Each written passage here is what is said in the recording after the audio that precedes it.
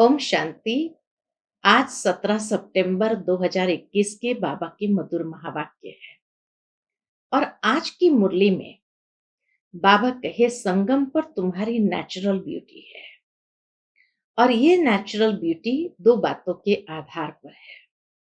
पहली बात बाबा ने बताई कि तुम ज्ञान रत्नों से अपने आप को श्रृंगार करते हो, और जब ज्ञान रत्नों से श्रृंगारे जाते हैं तो चेहरा एकदम फूलों की तरह खिल जाता है। यही तुम्हारी नेचुरल ब्यूटी है। दूसरा बाबा कहे कि तुम्हारी भगवान से प्रीत हुई है, और जितना उस प्रीत में समाये रहते हैं तो भी खुशी से चेहरा खिल जाता है। तो बाबा कहे, ये खुशी ही संगम के नेचुरल ब्यूटी है। जहां चारों ओर लोग एकदम तनाव में है, उनके जीवन से खुशी गायब है, वहां हमारे जीवन में सदा खुशी के फूल खिलते हैं। तो सुनते हैं बाबा के मधुर महावाक्य। ओम शांति। मीठे बच्चे, इस देह भान से मर जाओ, अर्थात इस पुरानी पतित देह से प्रीत तोड़ एक बाप से सच्ची प्रीत जोड़ो। प्रश्न है आज की मुरली से, संगम पर तुम बच्चों की नेचुरल ब्यूटी कौन सी है? उत्तर है, ज्ञान के जेवरों से सदा सजे सजाए रहना। यही तुम्हारी नेचुरल ब्यूटी है। जो ज्ञान के जेवरों से सजे हुए रहते हैं, उनका चेहरा खुशी में फूल की तरह खिला रहता है। अगर खुशी नहीं रहती तो जरूर कोई देह अभिमान की आदत है, जिससे ही सब विकार उत्पन्न होते हैं। आज की मुरली से पहले गीत बजा है, महफिल में जल उठी शमा परवानों के लिए। और उसी गीत पर बाबा ने बहुत सुंदर बातें समझाई है। ओम शांति। इस गीत का अर्थ कितना विचित्र है। प्रीत बनी है किसके लिए? तो कहा मरने के लिए। किससे बनी है? भगवान से, क्योंकि इस दुनिया से मरकर उनके पास जाना है। ऐसी कब किसके साथ प्रीत हुई है क्या? प्रीत हो और मर जाना पड़े। जो यह ख्याल में आए कि मर जाएंगे, फिर कोई प्रीत रखेंगे? गीत का अर्थ कितना वंडरफुल है। क्षमा से परवाने प्रीत रख, फेरी पहन जल मरते हैं। तुमको भी बाप के पास आते आते यह शरीर छोड़ना है, अर्थात बाप को याद करते करते शरीर छोड़ना है। यह तो जैसे बड़ा दुश्मन हो गया। यह शरीर बीच में बड़ा विघ्न बन गया, तो बड़ा दुश्मन हो गया। जिसके साथ हम प्रीत रखे और मर जाए, इसलिए मनुष्य डरते हैं। भगवान से प्रीत करना नहीं चाहते क्योंकि डरते हैं। दान पुण्य तीर्थ यात्रा आदि करते हैं भगवान के पास जाने के लिए। शरीर छोड़ते हैं तो मनुष्य कहते हैं, भगवान को याद करो। भगवान कितना नामी ग्रामी है। वह आते हैं तो सारी पुरानी दुनिया को खत्म कर देते हैं। तुम बच्चे जानते हो, हम इस यूनिवर्सिटी में आते ही है, इसलिए हम इस यूनिवर्सिटी में आते ही है पुरानी दुनिया से नई दुनिया में जाने के लिए। पुरानी दुनिया को पतित दुनिया हेल कहा जाता है। बाप नई दुनिया में जाने का रास्ता बताते हैं। क्या रास्ता? सिर्फ मुझे याद करो, मैं हूं हेवनली गॉड फादर। उस फादर से तुमको धन मिल्कियत मकान आदि मिलेगा। बच्चियों को वर्षा मिलना नहीं है। दुनिया में तो बच्चियों को वर्षा मिलना नहीं है। उनको दूसरे घर भेज देते हैं, गोया वह वारिस नहीं ठहरी। यह तो बाप है सब आत्माओं का बाप, इनके पास सबको आना है, अर्थात मरना है। बाबा के पास आना माना मरना। कोई समय जरूर बाप आते हैं, सबको घर ले जाते हैं, क्योंकि नई दुनिया में बहुत थोड़े मनुष्य होते हैं। पुरानी दुनिया में तो बहुत है। नई दुनिया में मनुष्य भी थोड़े और सुख भी बहुत होता है। पुरानी दुनिया में बहुत मनुष्य है तो दुख भी बहुत है, इसलिए पुकारते रहते हैं। बापू गांधी, जिसको भारत का पिता समझते थे, वह भी कहते थे, हे पतित पावन आओ। सिर्फ उनको जानते नहीं थे, समझते भी है। पतित पावन परम पिता परमात्मा है, वही वर्ल्ड का लिबरेटर है। राम सीता को तो सारी दुनिया नहीं मानेगी ना, तो इसीलिए पतित पावन अक्षर सीता के राम के साथ नहीं जाता है, क्योंकि सारी दुनिया तो नहीं मानेगी ना उसको वर्ल्ड का लिबरेटर। ये भूल है। सारी दुनिया परमपिता परमात्मा को लिबरेटर गाइड मानती है।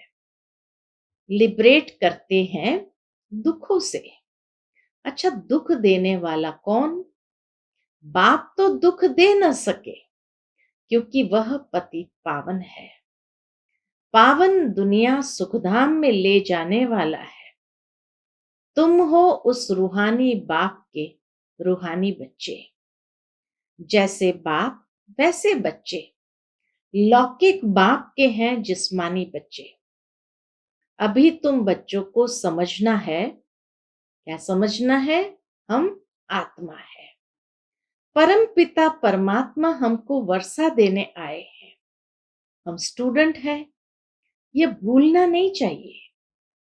बच्चों की बुद्धि में रहता है, शिव बाबा मधुबन में मुरली बजाते हैं। वह काठ की मुरली तो यहाँ नहीं है। कृष्ण का डांस करना, मुरली बजाना, वह भक्ति मार्ग है। बाबा कहे कृष्ण का डांस करना, मुरली बजाना, वह भक्ति मार्ग का है। यादगार चरित्र में दिखाया है। तुम कृष्ण के लिए मुरली नहीं कह सकते, मुरली शिव बाबा बजाते हैं। तुम्हारे पास अच्छे अच्छे गीत बनाने वाले आएंगे। जितने सालों पहले बाबा ने उन गीत बनाने वालों का आह्वान किया था,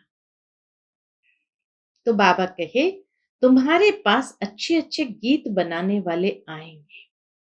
गीत अक्सर करके पुरुष ही बनाते हैं।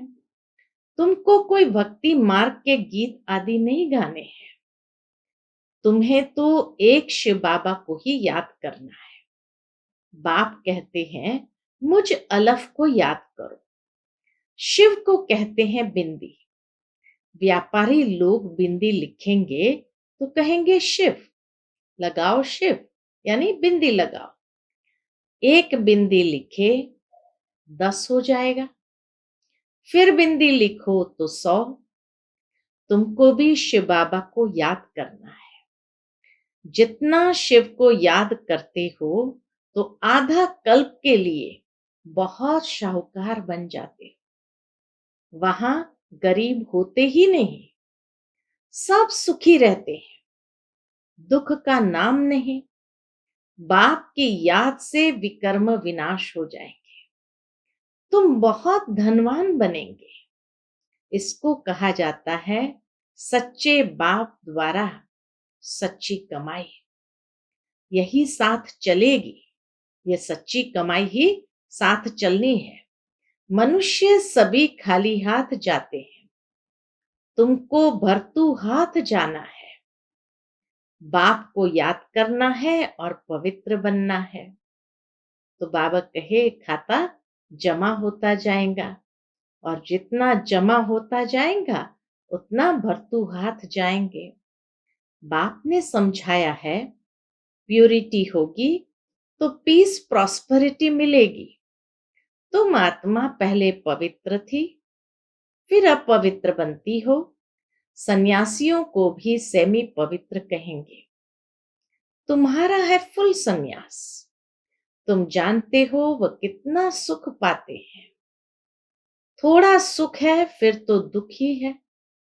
दुनिया में तो थोड़ा सुख होगा फिर दुख ही है। वह सब है भक्ति मार्ग। भक्ति मार्ग में हनुमान की पूजा करो तो उसका दीदार हो जाता है। चंडिका देवी का कितना मेला लगता है। उनका चित्र भी होगा। चंडिका देवी का भी चित्र होगा। जिनका ध्यान करेंगे वह तो जरूर सामने आएगा ही, परंतु उससे क्या मिलेगा? अनेक प्रकार के मेले लगते हैं, क्योंकि आमदनी तो होती है ना। मेलों में कितने लोगों की आमदनी होती है। यह सब उन्हों का धंधा है। कहते हैं धंधे सब में दूर, बिगर धंधे नर से नारायण बनाने के। बिगर धंधे नर से नारायण बनाने के। यह धंधा कोई विरला करे। बाप का बनकर सब कुछ देह सहित बाप को दे देना, क्योंकि तुम जानते हो हमको नया शरीर चाहिए। बाप कहते हैं तुम कृष्णपुरी जा सकते हो, परंतु जब आत्मा तमो प्रधान से सतो प्रधान बने। कृष्णपुरी में ऐसे नहीं कहेंगे कि हमको पावन बनाओ। यहां सब मनुष्य मात्र पुकारते हैं, हे लिबरेटर आओ, इस पाप आत्माओं की दुनिया से लिबरेट करो। अभी तुम जानते हो बाप आया है हमको अपने साथ ले जाने। वहां जाना तो अच्छा है ना। मनुष्य शांति चाहते हैं। अब शांति कहते किसको है ये नहीं जानते कि शांति किसको कहा जाता है। तो बाबा अब शांति कहते किसको है यह नहीं जानते। कर्म बिगर तो कोई रह नहीं सकते। शांति तो है शांति धाम में। शांति तो है शांति धाम में। फिर ये शरीर लेकर कर्म तो करना ही है। सतयुग में कर्म करते हुए शांत रहते हैं। अशांति में मनुष्य को दुख होता है। इसलिए कहते हैं शांति कैसे मिले। अभी तुम बच्चे जानते हो शांति धाम हमारा घर है। सतयुग में शांति सुख सब कुछ है। अब वह चाहिए या सिर्फ शांति चाहिए? पूछो। सतयुग में तो सुख शांति सब कुछ है। अब शांति सिर्फ चाहिए या सुख शांति सब कुछ चाहिए? वह बताओ। तो बाबा कहे पूछो अब वह चाहिए या सिर्फ शांति चाहिए? यहां तो दुख है, इसीलिए पतित पावन बाप को ही यहां पुकारते हैं। भक्ति करते ही है भगवान से मिलने के लिए। भक्ति भी पहले अव्यभिचारी फिर व्यभिचारी होती है। व्यभिचारी भक्ति में देखो क्या क्या करते हैं। सीढ़ी में देखो कितना अच्छा दिखाया है, परंतु पहले पहले तो सिद्ध करना चाहिए भगवान कौन है। श्री कृष्ण को ऐसा किसने बनाया? आगे जन्म में यह कौन था? समझाने की बड़ी युक्ति चाहिए। जो अच्छी सर्विस करते हैं उनकी दिल भी गवाही देती है। क्या गवाही देती है? यूनिवर्सिटी में जो अच्छी रीति पढ़ेंगे वह जरूर तीखे जाएंगे। नंबरवार तो होते ही है, कोई डल हेड भी होते हैं। शिव बाबा को आत्मा कहती है मेरी बुद्धि का ताला खोलो। बाप कहते हैं बुद्धि का ताला खोलने के लिए तो आया हूं। बाबा आया ही है बुद्धि का ताला खोलने, परंतु तुम्हारे कर्म ही ऐसे हैं जो ताला खुलता ही नहीं। फिर बाबा क्या करेंगे? बहुत पाप किए हुए हैं। अब बाबा उनको क्या करेंगे? टीचर को कहेंगे हम कम पढ़ते हैं। टीचर क्या करेंगे? टीचर तो कोई कृपा नहीं करेंगे, करके एक्स्ट्रा टाइम रखेंगे। वह तो तुमको मना नहीं है। प्रदर्शनी खाली पड़ी है, बैठकर प्रैक्टिस करो। भक्ति मार्ग में तो कोई कहेंगे माला फेरो, कोई कहेंगे ये मंत्र याद करो। यहाँ तो बाप अपना परिचय देते हैं, बाप को ही याद करना है जिससे वर्षा मिलता है। सतयुग में तो पारलौकिक बाप का वर्षा मिल जाता है, फिर याद करने की दरकार ही नहीं रहती। 21 जन्मों के लिए वर्षा मिल जाता है, तो बाप से अच्छी रीति से वर्षा लेना चाहिए ना। बाबा कहे फिर तो बाप से अच्छी रीति वर्षा लेना चाहिए ना, 21 जन्म के लिए मिल रहा है। इसमें भी बाप कहते हैं विकार में कभी नहीं जाना। थोड़ी भी विकार की टेस्ट बैठी तो फिर वृद्धि हो जाएगी। सिगरेट आदि की एक बार टेस्ट करते हैं तो संग का रंग झट लग जाता है, फिर उस आदत को छोड़ना मुश्किल हो जाता है। बहाना कितना करते हैं, आदत कोई नहीं डालनी चाहिए, छी आदतें मिटानी है। बाप कहते हैं जीते जी देह का भान छोड़ो, जीते जी देह का भान छोड़ो, मुझे याद करो। देवताओं को भोग हमेशा पवित्र ही लगाया जाता है, तो तुम भी पवित्र खाओ। भोजन भी स्वीकार करो तो सात्विक पवित्र। अभी तुम बच्चों को फूल मुआफिक हर्षित रहना चाहिए, चेहरा हमेशा खुशी से खिला रहना चाहिए। कन्या को पति मिलता है तो मुखड़ा खिल जाता है ना। अच्छे जेवर आदि कपड़े पहनती है तो चमक उठती है। अभी तुम तो ज्ञान के जेवर पहनते हो, वहां स्वर्ग में तो नेचुरल ब्यूटी रहती है। कृष्ण का नाम ही है सुंदर। राजा रानी प्रिंस प्रिंसेस सब सुंदर होते हैं, वहां प्रकृति भी सतो प्रधान हो जाती है।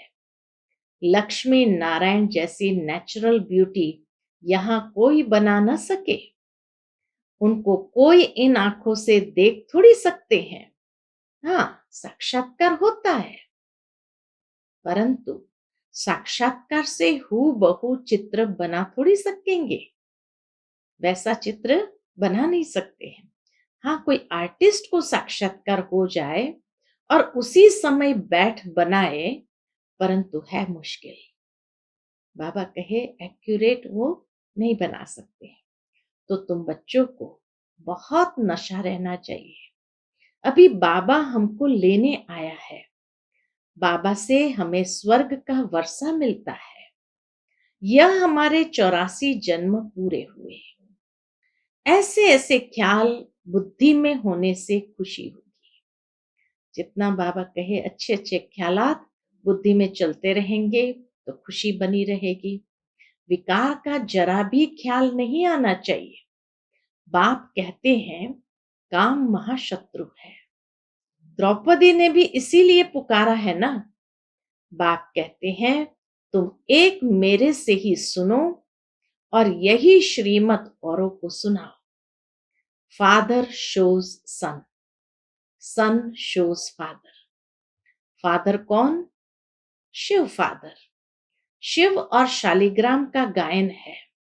शिव बाबा जो समझाते हैं इस पर फॉलो करो। फॉलो फादर, यह गायन उनका है। बाप कहते हैं मीठे बच्चे फॉलो कर पवित्र बनो। फॉलो करने से ही तुम स्वर्ग के मालिक बनेंगे।